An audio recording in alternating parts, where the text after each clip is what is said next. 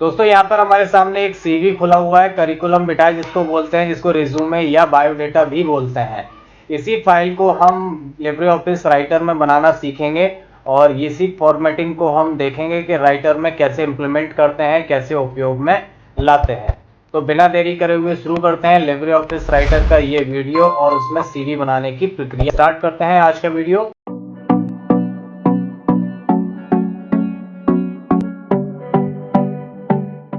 तो दोस्तों रिज्यूमे बनाने के लिए हमारे पास कुछ डेटा होना चाहिए, जैसे नाम हो गया, हमारे एजुकेशनल सारी डिटेल हो गई, हमने कहाँ से 10th-12th किया था, ये सारी इन्फॉर्मेशन हम लोगों के पास होनी चाहिए। मार्क्स की डिटेल होनी चाहिए, एक्सपीरियंस की डिटेल होनी चाहिए, पर्सनल डिटेल सारी, डेट ऑफ बर्थ है, ये सारी चीजें होनी चाहिए। अब ये होनी क्यों चाहिए? क्योंकि जब भी हम सीवी बनाते हैं तो CV is the combination of personal and qualification detail, यानी किसी के भी सीवी में उसकी पर्सनल डिटेल होती है और उसकी एजुकेशनल या क्वालिफिकेशन डिटेल भी होती है, इसलिए हमारे पास ये जानकारी होनी चाहिए। तो हमने ये जानकारी पहले से टाइप करके रखी हुई है। अब इसी को हम फॉर्मेट करते हैं और देखते हैं बायोडेटा कैसे बनाते हैं। चलिए स्टार्ट करते हैं। सबसे पहले हम फॉर्मेटिंग करना शुरू करते हैं, क्या करना है वो देख लेते हैं। गौर से देखिएगा, एक भी स्टेप स्किप मत करिएगा। सबसे पहले हमने यहाँ पे नेम, एड्रेस और उसका फोन नंबर, ईमेल आईडी को सिलेक्ट कर लिया है। इसको सिंपली हम साइज दे देते हैं, यहाँ पे 14 पॉइंट साइज दे दिया। इसको यहाँ से हमने बोल्ड कर दिया और इसका फॉन्ट का स्टाइल दे दिया हमने, यहाँ पे हमने टाइम्स न्यू रोमन करके इसको स्टाइल दे दिया। ये हो गया। इसके बाद हम यहाँ पे एक ईमेल आईडी के बाद एक जगह छोड़ देते हैं और यहाँ पे सिंपली एक डॉटेड लाइन ड्रॉ करते हैं। यहाँ पे हमने डैश डैश बना दिए बहुत सारे मल्टीपल, तो ये लाइन ड्रॉ हो गई और लाइन को हम यहाँ आखिरी तक ड्रॉ कर देते हैं। यहाँ पे जो करिकुलम विटाe लिखा है, इस करिकुलम विटाe को सिलेक्ट कर लिया हमने और सिलेक्ट करने के बाद इसको यहाँ पे हमने सेंटर अलाइनमेंट कर दिया। इसको एक अंडरलाइन भी कर देते हैं। अभी अगली लाइन है करियर ऑब्जेक्टिव, तो हमने करियर ऑब्जेक्ट को सिलेक्ट किया, इसको यहाँ पे बोल्ड किया, इसका साइज यहाँ पे हमने उठा के 14 पॉइंट कर दिया और इसको ऐसे ही छोड़ देते हैं। अब यहाँ पे ये जो लाइन लिखी है इसके बीच में हम एक इंटर दे देते हैं, लेकिन इंटर का अगर जगह आपको ज्यादा लग रही है तो आप इन दोनों को सिलेक्ट करके इन दोनों के बीच की लाइन की स्पेसिंग को थोड़ा बहुत कम ज्यादा कर सकते हैं। यहाँ पे लाइन स्पेसिंग के ऑप्शन को आप हम यहाँ पे इसको कर देते हैं 1.15, इतना स्पेस हमें ठीक लग रहा है। यहाँ पे सिंपली हम फिर से इंटर प्रेस करते हैं और इसके बाद अगली लाइन आती है एजुकेशनल क्वालिफिकेशन, इसको भी बोल्ड कर देते हैं, इसको भी साइज इसका 14 कर देते हैं।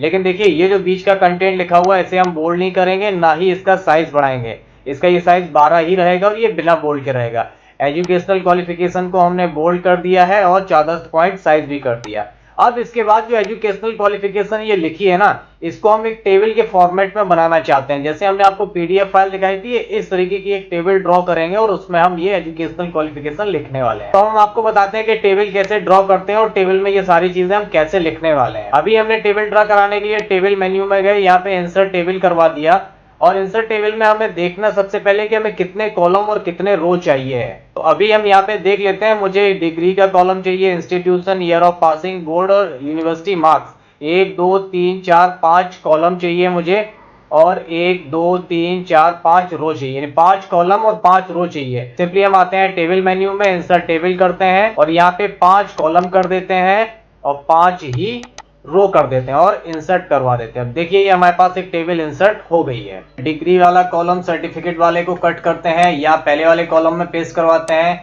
इंस्टीट्यूशन को यहाँ से कट करते हैं, सेकंड कॉलम में इंस्टीट्यूशन। अब इसके अंदर हम इसमें डेटा अपना पूरा भर देते हैं, जो भी हमने अगर लिखा है यहाँ पे। यही आप कट कॉपी पेस्ट करना चाहते हो तो ठीक है, नहीं आप मैनुअल अपना लिख सकते हो। सपोज दैट जैसे मैंने यहाँ पे लिख दिया 10th, इसी की तरह से हम 12th का डेटा भी पूरा भर देते हैं। इसके बाद मैं लिखता हूँ यहाँ पे बीएससी का डेटा और बीएससी के बाद मैं पीजी पोस्ट ग्रेजुएशन का डेटा लिखता हूँ, एमएससी। तो दोस्तों अभी देखिए मैंने टेबल तो बना ली है, ये टेबल अभी फॉर्मेटेड नहीं है। अभी देखिए यहाँ पे सबसे पहले टेबल का साइज बढ़ा लेते हैं। पूरी टेबल को यहाँ पे सिलेक्ट करते हैं। सबसे पहले हम यहाँ वाले पहले वाले कॉलम का थोड़ा साइज बढ़ाते हैं। इसका हमने साइज बढ़ा दिया है। इसको थोड़ा सा साइज यहाँ से इसको बढ़ा के कर देंगे कि एक ही लाइन में आ जाए। इसका साइज थोड़ा सा कम कर देंगे और इसका साइज थोड़ा और बढ़ा लेंगे। ठीक है, इसका साइज बढ़ा दिया। अब इनका भी साइज बढ़ा लेते हैं। इस तरीके से हमने इनका भी साइज बढ़ा दिया, इस तरीके से।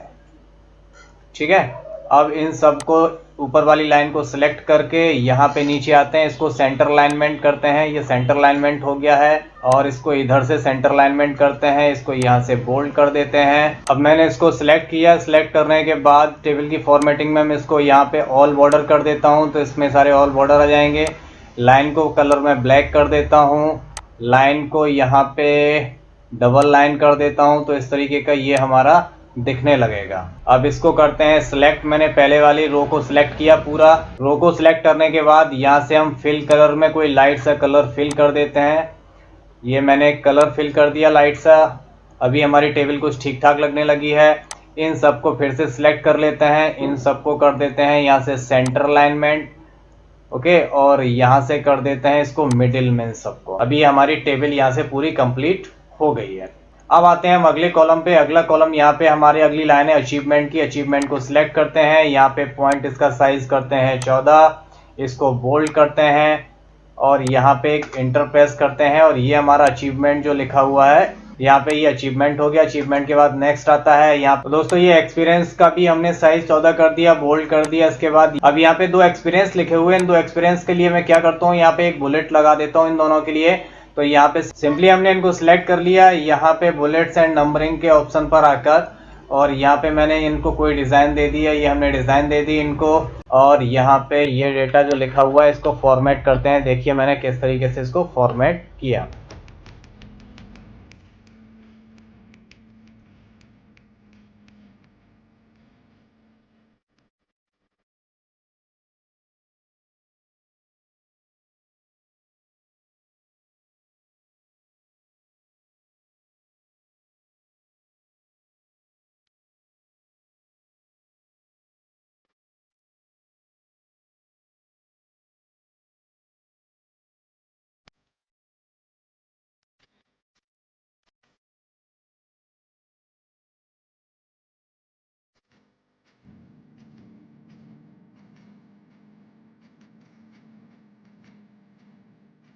ओके, ये नेम फॉर्मेटिंग हो गई है। इसका साइज हम एक जैसा कर देते हैं, इसको 12 पॉइंट ही साइज रखना है।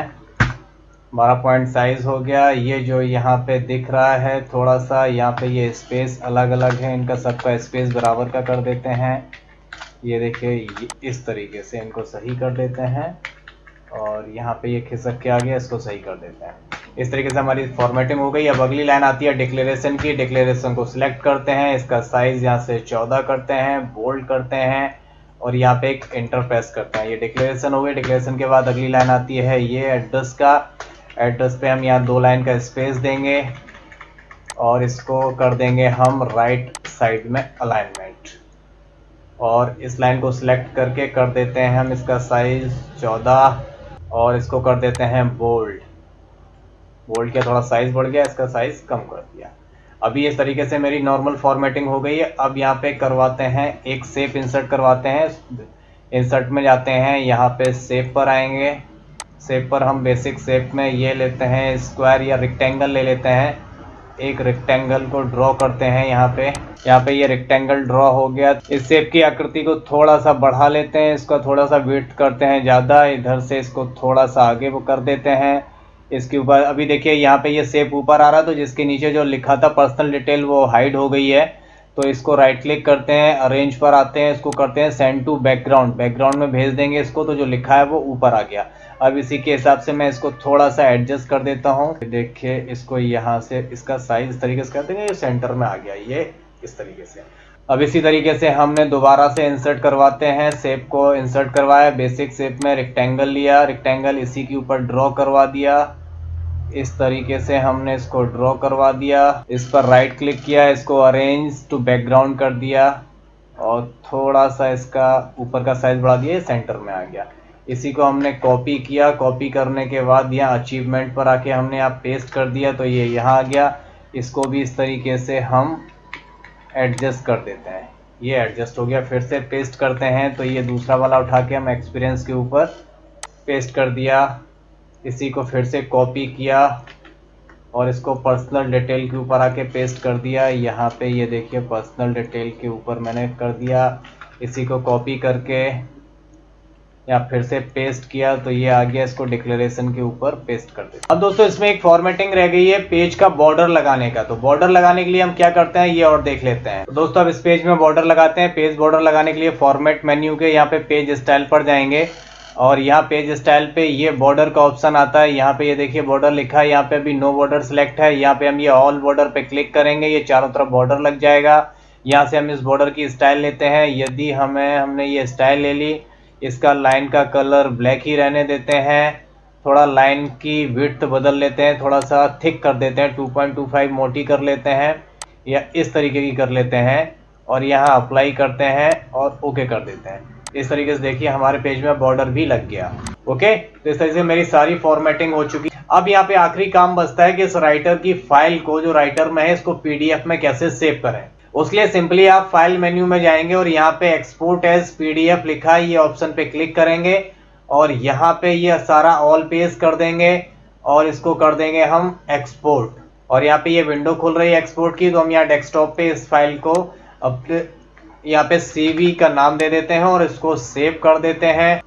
ये देखिए हमारी सीवी के नाम से फाइल सेव हो गई है। ओके, देखिए यहाँ पे ये फाइल आ गई जो मैंने अभी राइटर में बनाई थी, वही फाइल सीवी की फाइल राइटर से पीडीएफ में कन्वर्ट हो गई है। तो दोस्तों उम्मीद करता हूँ आपको लिब्रे ऑफिस राइटर में सीवी बनाना, अपना बायोडेटा या रिज्यूम बनाना, उसकी फॉर्मेटिंग करना अच्छी तरीके से समझ में आ गई होगी।